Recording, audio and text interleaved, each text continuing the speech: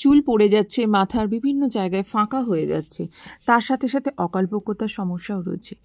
আর চুল তো উঠে গেলে সেই জায়গাগুলোতে আর নতুন করে চুল গজাচ্ছেও না। এই ধরনের সমস্যা যদি আপনার হয়ে থাকে, আজকের ভিডিওটা আপনার জন্য। আজকে খুব সহজেই একটা টোনার প্লাস শ্যাম্পু বানিয়ে দেখাবো, যেটা আমাদের চুলকে গোড়া থেকে শক্ত করতে সাহায্য করবে, তার সাথে সাথে নতুন চুল গজাবে এবং চুলকে কালো করতেও সাহায্য করবে। তো এই রেমেডি আপনারা যদি সপ্তাহে 2 বার বা 3 বার করতে পারেন, তাহলে খুব ভালো রেজাল্ট পাবেন। নিজেরাই দেখতে পাবেন যে কতটা চুলের পরিবর্তন হয়েছে। এর জন্য যেটা সবার প্রথম লাগবে, পেঁয়াজ। এরকম পেঁয়াজ আমাদের বাড়িতে সবার বাড়িতেই আছে, সুতরাং এটা নিতে কোনো অসুবিধা হবে না। তবে চেষ্টা করবেন একদম ডার্ক কালারের যে পেঁয়াজগুলো হয় না, ওইগুলো নিতে। ওইগুলোতে ভীষণ ভালো কাজ হয়। তো পেঁয়াজ সবাই জানি আমরা কম বেশি চুলের জন্য ভীষণ ভালো, কিন্তু পেঁয়াজের খোসাও যে চুলের জন্য ভালো, সেটা কি জানেন? আজকের পেঁয়াজের খোসা দিয়েই বানিয়ে দেখাবো এই রেমেডি। আর পেঁয়াজ এর জন্য আমাকে 2 থেকে 3টের মতো পেঁয়াজের খোসা নিয়েছি। আর পেঁয়াজের খোসার মধ্যে থাকে প্রচুর পরিমাণে সালফার, যা আমাদের মাথার চুল যে সমস্ত জায়গায় ফাঁকা হয়ে গেছে, চুল উঠছে, এই সমস্ত সমস্যা থেকে আমাদেরকে মুক্ত করতে সাহায্য করবে। তো দেখতেই পাচ্ছেন আমি এখানে পেঁয়াজের খোসাগুলোকে ভালো করে ছাড়িয়ে নিয়ে পরিষ্কারও করে নিয়েছি। আর এই রেমেডি আপনারা বাচ্চা, ছেলে, মেয়ে, ছোট বড় সবাই করতে পারে। কোনো এটার মধ্যে কোনো ক্ষতিকারক জিনিস থাকবে না, বরং উপকার হবে। অপকার কিছু হবে না, বরং আপনাদের অনেক উপকার হবে। আর এই রেমেডি করার জন্য আপনারা অবশ্যই একটা লোহার কড়াই নেবেন। এই লোহার কড়াইয়ের মধ্যে দেখুন অনেক দিন পড়ে থাকার ফলে এই যে জংগুলো দেখতে পাচ্ছেন, এগুলোকে আমরা মরচে বলেই জানি। এই জংগুলো কিন্তু আমাদের চুলকে খুব ভালো রাখতে সাহায্য করবে। সুতরাং এই জং সমেতই আমি আজকের এই রেমেডি করব। তো দুটো থেকে 3টের মতো পেঁয়াজের খোসা, পরিমাণ কম বেশি করতে পারেন, কোনো অসুবিধা হবে না। যদি একটু বেশি পরিমাণেও করেন, কোনো অসুবিধা নেই। আর এই রেমেডি আপনারা করে স্টোর করেও রাখতে পারবেন। তো পেঁয়াজের খোসা নিলাম, আর এর মধ্যে নিচ্ছি একটু হলুদ। এই হলুদ কিন্তু রান্নার হলুদই আমি এখানে ইউজ করেছি 1 চামচের মতন। আপনারা কসুরি হলুদও ইউজ করতে পারেন, কিন্তু এখানে আমি রান্নার হলুদ দিয়েই দেখাচ্ছি। এই হলুদ কিন্তু আমাদের চুলের যে সমস্ত জায়গায় মাথার মধ্যে ইনফেকশন হয়েছে, গরমকালে কী হয়, ঘামাচি হয় মাথার গোড়ায়, আর তারপরে চুলকানি হয়, সেই সমস্ত চুলকানি, ঘামাচি এগুলো কিন্তু কমাতে সাহায্য করবে। তো এই প্রথমে আমি হলুদের গুঁড়ো আর এই পেঁয়াজের খোসা, এই দুটোকে মিক্সড করে নিচ্ছি লোহার কড়াইয়ের মধ্যে। আর এবার কি করব, সেটা হচ্ছে গ্যাসে বসাতে হবে। গ্যাসে বসানোর পরে এটাকে খুব ভালো করে গরম করতে হবে। এই জন্য আমি গ্যাসের আঁচটাকে জ্বালিয়ে দিলাম। আর গরম মানে শুকনো অবস্থাতেই, এখন আমাদের কিছু দিতে হবে না, মানে প্রথমে দিয়েই যে জল টল কিচ্ছু দিতে হবে না। এই শুকনো অবস্থাতেই আমাদের খুব ভালো করে গরম করে নিতে হবে। কিছুক্ষণ একটু নাড়ানাড়ি করতে হবে।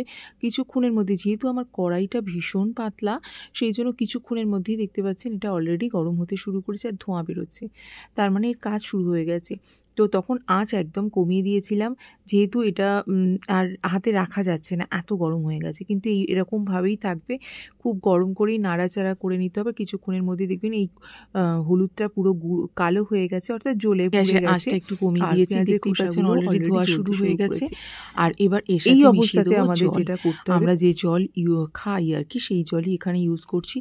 আর কারণ এখানে সব সময় আমি বলে থাকি, যে কোনো রেমেডি করার সময় আপনারা এখানে খাওয়ার জলটা ইউজ করবেন, কিন্তু যে জল আপনারা খান, আর অনেক সময় কলের জলে নুনযুক্ত থাকে, সেই সমস্ত জল ইউজ করবেন না। তাহলে কিন্তু উপকারের থেকে অপকারটাই একটু বেশি হবে। দেখতেই পাচ্ছেন আমি জল দিয়ে দিয়েছি, আর জল দেওয়ার সাথে সাথে একটু জলের কালারটা কালো হয়েছে। তার কালো হওয়ার কারণ হচ্ছে যে হলুদটাও পুড়ে গেছে এবং পেঁয়াজের খোসাটাও পুড়ে গেছে, সেই জন্য এই কালো রঙটা এসেছে। তো এবার ভালো করে মিক্স করে নিচ্ছি। এবার আরেকটু জল দেবো, কারণ জলের পরিমাণটা আমার মনে হচ্ছিল একটু কম হয়েছে। আর একটু জল দিয়ে দিলাম। জল দিয়ে এবার এটাকে ফুটতে দেবো। খুব বেশিক্ষণ টাইম লাগবে না, যেহেতু আমার পরিমাণটা কম আছে। এবার যখন ফুটবে তখন দেখবেন জলের কালার আরও পরিবর্তন হয়েছে। যেহেতু পেঁয়াজের খোসা অলরেডি পুড়ে গেছে, হলুদও পুড়ে গেছে, আর তার সাথে আয়রনের কড়া রয়েছে, সেই জন্য সব কিছুই আমাদের এই কালো হতে শুরু করবে। এবার দেখুন অলরেডি ফুটতে শুরু করেছে। খুব বেশিক্ষণ আমার ফোটাতে লাগবে না, 5 থেকে 7 মিনিট ফোটালেই হয়ে যাবে এই রেমেডি। এবার এই রেমেডি করার জন্য আপনাদের যেটা করতে হবে, আগের দিন মাথা পরিষ্কার করে নিতে হবে। আর এই যে জলটা দেখতেই পাচ্ছেন, এটা খুব ভালো একটা টোনার, হেয়ার টোনার হিসাবে আপনারা ইউজ করতে পারবেন। তো এটা কিভাবে মাখবেন, প্রথমে এই জলটাকে একটু ঠান্ডা করে নিতে হবে। হয়ে গেছে, আমি গ্যাস বন্ধ করে দিলাম, ঠান্ডা করে নিচ্ছি। আর এইটাকে আমি কাটিয়ে দুভাবে দেখাবো, একটা টোনারও দেখাবো, একটা শ্যাম্পুও দেখাবো। প্রথমে আপনারা একটা ছোটো বাটিতে কাটিয়ে নেবেন। কাটিয়ে নেওয়ার পরে এই জলটাকে অবশ্যই ঠান্ডা করে নেবেন। তুলোর সাহায্যে সারা মাথায় লাগিয়ে নেবেন। প্রথমে স্ক্যাল্পে লাগাবেন, তারপরে লেন্থে লাগাবেন। লাগানোর পরে 1 থেকে 2 ঘন্টা তো অবশ্যই থাকবেন। তা না হলে এই যে জলের যে উপকারিতা বা জলের যে গুণাগুণ, সেগুলো আপনাদের মাথার মধ্যে এসে যাবে। এবার দেখুন, সারা মাথায় লাগানোর পরে যেটা করতে হবে আপনাদের, যেহেতু এই জলটাকে আমি বলেছি দুভাবে দেখাবো, টোনার প্লাস শ্যাম্পু। তো টোনার হিসাবে কাজ হয়ে গেল। আর শ্যাম্পু করতে গেলে আপনাদের যেটা করতে হবে সেটা হচ্ছে এরকমভাবে জলটাকে আপনারা ছেঁকেও নিতে পারেন। আমি যেহেতু ওপর থেকে একটু কাটিয়ে নিয়েছি, আপনি ছেঁকে নিলে সবথেকে ভালো হয়। আর শ্যাম্পু করে যে কোনো শ্যাম্পু আপনাদের কাছে থাকবে সেই শ্যাম্পু দিয়ে আপনারা শ্যাম্পু করতে পারবেন। মানে মিশিয়ে নেবেন। মিশিয়ে নেওয়ার পরে শ্যাম্পু কীভাবে করবেন, যেহেতু টোনার তো আগে মাথায় লাগানোই আছে, আর শ্যাম্পু করার জন্য আপনাদের আগে থেকে মাথা ভেজাতেও হবে না, কিছু করতে হবে না। যেহেতু এটা ওয়াটার বেস, সারা মাথায় স্ক্যাল্প থেকে লেন্থ পর্যন্ত মাথায় ভালো করে লাগিয়ে নেবেন। হালকা হাতে ম্যাসাজ করবেন, 15 থেকে 20 মিনিটের মতো থাকবেন, তারপরে প্লেন জল দিয়ে ধুয়ে নেবেন। যেহেতু এটার মধ্যে অলরেডি শ্যাম্পু মেশানো থাকবে, সেহেতু আপনাদের এক্সট্রা করে পরে আবার শ্যাম্পু করতে হবে না। এইভাবে যদি সপ্তাহে 2 বার বা 3 বার করেন, কিছু দিনের মধ্যে দেখবে চুলের অনেক সমস্যার সমাধান হয়ে গেছে। আমি আগেও বলেছি এই রেমেডি সবাই করতে পারে, কোনো অসুবিধা নেই। তবে যদি পেঁয়াজের খোসা বা হলুদের কারুর যদি কোনো অ্যালার্জি থাকে, সেক্ষেত্রে একটু প্যাচ টেস্ট নিয়ে নেবেন, কানের পাশে একটু লাগিয়ে নেবেন। যদি কোনো চুলকানি বা র্যাশ হয় বা রেডনেস হয়, তাহলে কিন্তু এই রেমেডি আপনারা করবেন না। এইভাবে যদি করেন তাহলে কিন্তু খুব উপকার পাবেন। আর এটা তৈরি করে ফ্রিজে অবশ্যই স্টোর করে রেখে দিতে পারেন। প্রতিদিন তো করা সম্ভব হয় না। একবার তৈরি করলেন এবং 3 থেকে 4 দিনের জন্য, অর্থাৎ 1 সপ্তাহের জন্য, সপ্তাহে তো 2 বার বা 3 বার আমাদের ইউজ করতে হয়। 1 সপ্তাহের জন্য আপনারা তৈরি করলেন, 2 বার বা 3 বার ইউজ করার পরে ওটাকে আবার সেকেন্ড ব্যাচ তৈরি করলেন। এইভাবে করুন।